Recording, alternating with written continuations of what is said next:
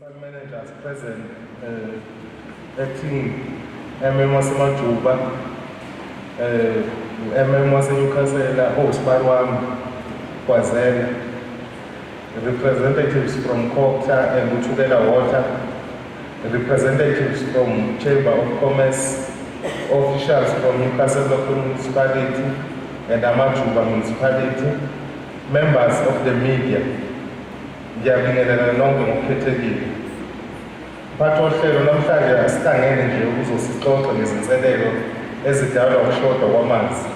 Kodwa futhi sizofakana imlomo sizame ukuthola umhlahlandlela esizowuthatha ukuze sifinyelele kwizixazululo ezakha umqondo nezizosisa phambili.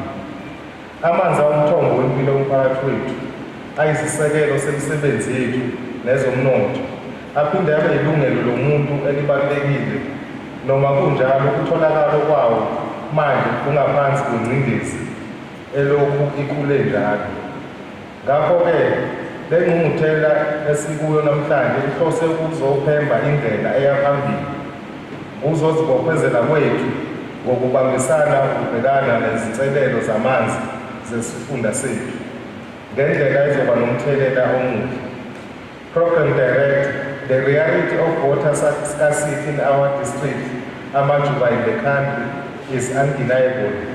For too many of our people, the simple act of accessing clean, safe and reliable water is a daily struggle, particularly in areas of Amadangeni and Danhausa local municipalities. This challenge mirrors in many ways than one. The Eskom load shedding crisis that has put our nation on its knees, a crisis of insufficient planning, inadequate investment, and a missed opportunity to act early. As per the 10-point plan of the party I serve under the water crisis is underscored as a challenge that did not emerge overnight. It has been allowed to fester over time with the devastating consequences for our communities, our economy, and our environment.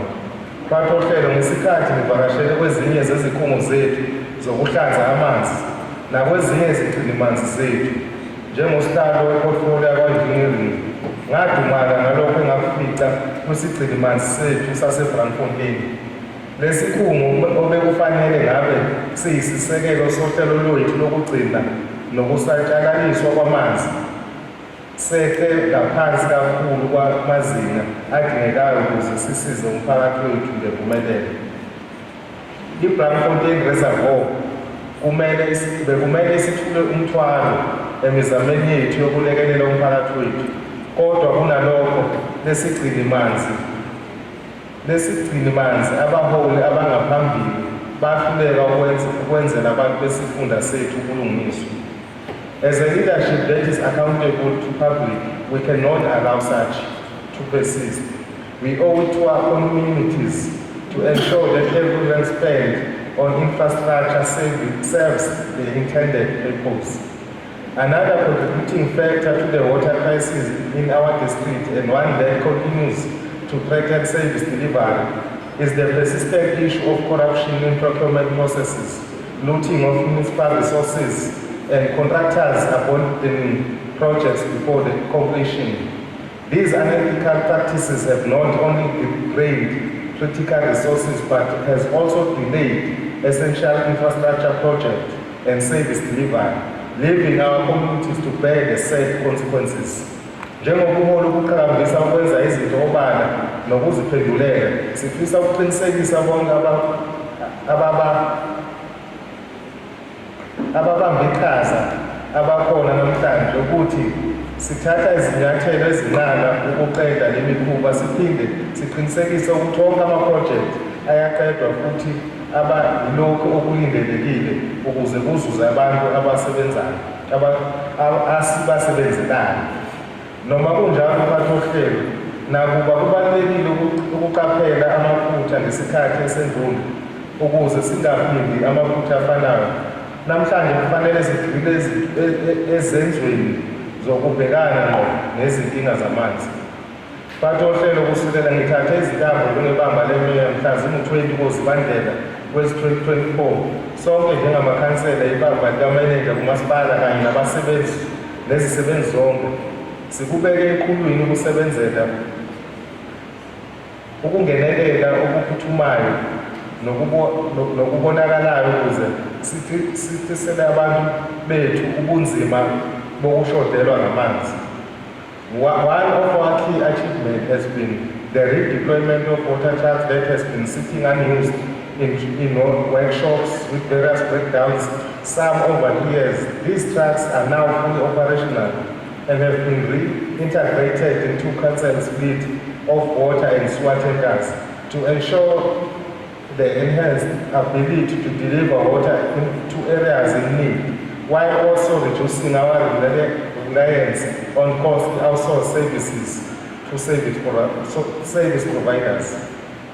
This has seen us working tirelessly to ensure consistent provision of clean water, safe and reliable running water from taps to our communities that depend on water tankers as a temporary relief.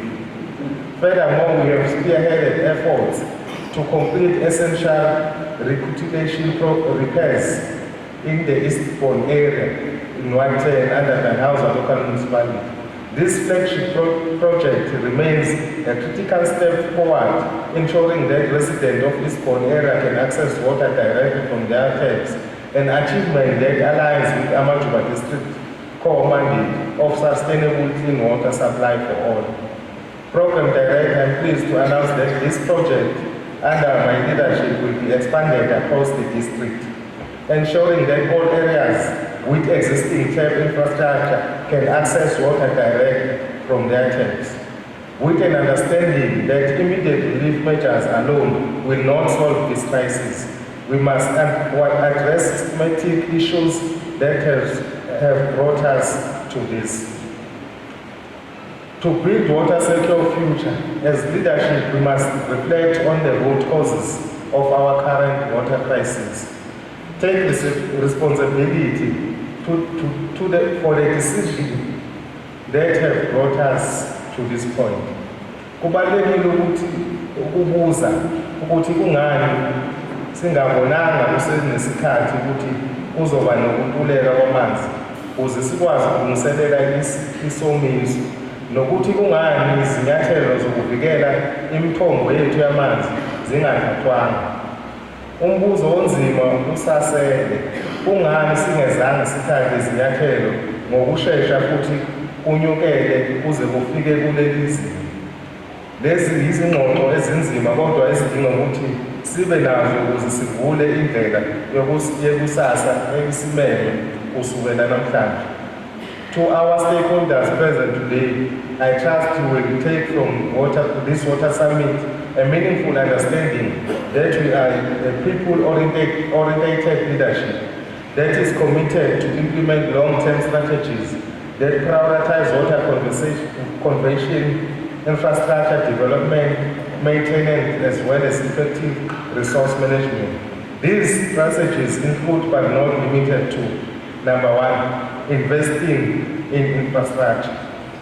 This is a two-way initiative where we are changing our old run-down infrastructure and funding resources to maintain the existing system, planning for the future population growth, and also will assist this municipality to be ahead of its challenges. Number two, reducing water losses. Leaks, old infrastructure, informal or illegal water connections, vandalism are all contributing factors to high water losses that the municipality is experiencing, especially in rural areas of Danhausa and Amadangeni, where we still have standpipes and supply move.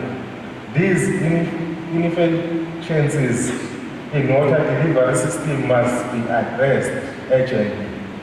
Number three, water conservation and water demand management. This strategy forces us as municipality to be well informed of amount of water we need to fulfill our water supply mandate and put up measures to conserve for future use of efficient day-to-day usage. Educating our communities through awareness campaigns and social drives about the importance of water conservation. and supporting initiatives will encourage sustainable and sparing water use. Last but not least, number 4, groundwater usage. The municipality needs to invest resources in groundwater development, like drilling of boreholes, production of hand pumps, spring protection, and reviving windmills, while supporting rain harvesting initiatives. Bathohlelo njengomasipala sisebenzisana eduze kakhulu nohulumeni kazwelonke nosifundazwe ukuqinisekisa uxhaso olwanele lokubekwa eqhulwini ukuze kuncishiswe ukushoda kwamanzi okubeka engcupheni izimpilo zabantu bethu. Siyaqonda ukuthi ukushoda kwamanzi akuyona nje inselelo yesifunda sethu, kodwa kubhekene nomhlaba wonke jikelele. Futhi njengezwe elibhekene nale nkinga kazwelonke kudinga imizamo ehlangene kuwo wonke amazinga emikhakha kahulumeni. Emizameni yethu yokubhekana nalezi zinselele ngokugcwele, umasipala usanda kuba nomhlangano obalulekile nezinhlaka ezimqoka ukuhlanganisa amakhosi asendunkulu kanye nezinduna. Lezi ngxoxo bezigxile ekutholeni izixazululo ezisimeme kwezinselelo zokulethwa kwezidingo zesifunda. Abaholi bendabuko babamba iqhaza elibalulekile ekuqondiseni nasekusekeleni izinhlelo zentuthuko emphakathini yabo, futhi imibono yabo ihlala ibalulekile njengoba sidweba indlela ebheke phambili ezixazululweni zamanzi ezisimele.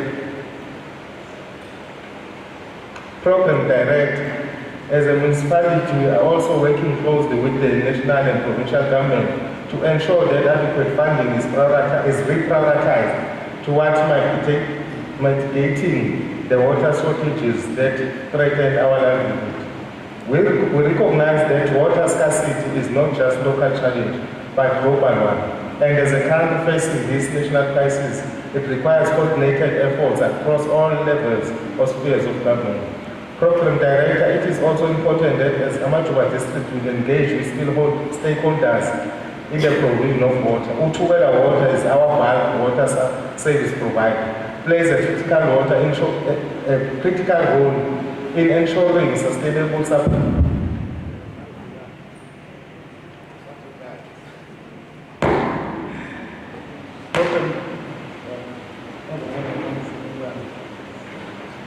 Program Director, it is also important that Amajuba District Municipality, we engage with our stakeholders in provision of water.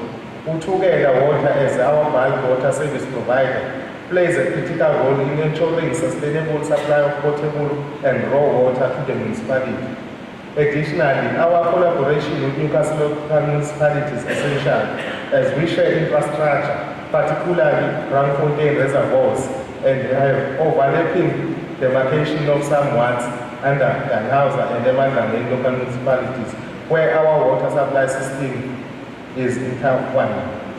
These partnerships are vital for creating seamless and efficient water supply network that benefit all communities. In response to our challenges we are experiencing, we have other plans to expand our water supply system and identify new sites for construction of additional water storage facilities. These initiatives will be implemented to meet growing demand of water and enhance our resilience against future crises.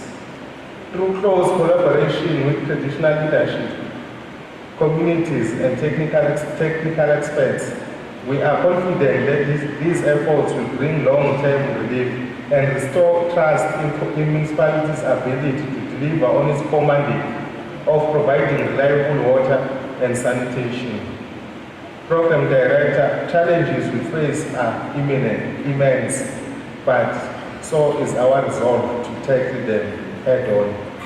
Together, through collaboration, innovation, and affordability, we can overcome crises and secure sustainable water availability for future generations to come.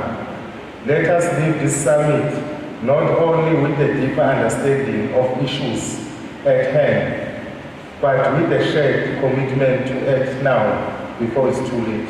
Ngithokoza futhi umlungu kaThofela.